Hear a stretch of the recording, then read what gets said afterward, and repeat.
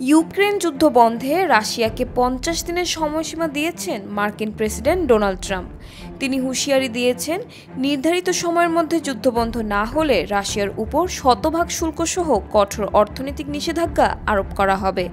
এই শুল্ক ব্যবস্থা সেকেন্ডারি ট্যারিফ হিসেবে রাশিয়ার বাণিজ্যিক অংশীদারদের উপরও প্রভাব ফেলবে। সোমবার হোয়াইট হাউসে ন্যাটো মহাসচিব মার্ক রুটের সঙ্গে বৈঠকে ট্রাম্প এই ঘোষণা দেন। একই সঙ্গে তিনি ইউক্রেনকে নতুন সামরিক সহায়তার প্রতিশ্রুতি দেন।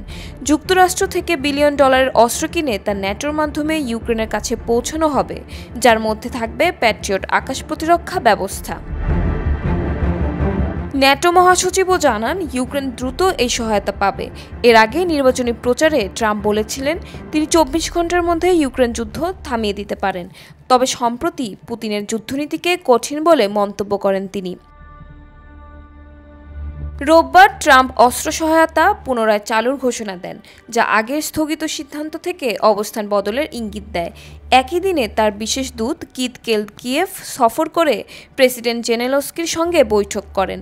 জেলেনস্কি বলেন, আকাশ প্রতিরক্ষা প্রযুক্তি সহযোগিতা ও ইউরোপের সঙ্গে প্রতিরক্ষা জোট নিয়ে আলোচনা হয়েছে। এদিকে রাশিয়া দেলেনস্ক ও জাপোরিঝিয়ার 2টি গ্রাম দখলের দাবি করেছে। অন্যদিকে ইউক্রেন জানায়, খার্কিভ ও সুমিতে রুশ হামলায় অন্তত 3 জন নিহত হয়েছেন। সোমবার আরও একটি ঘোষণা দেন জেলেনস্কি।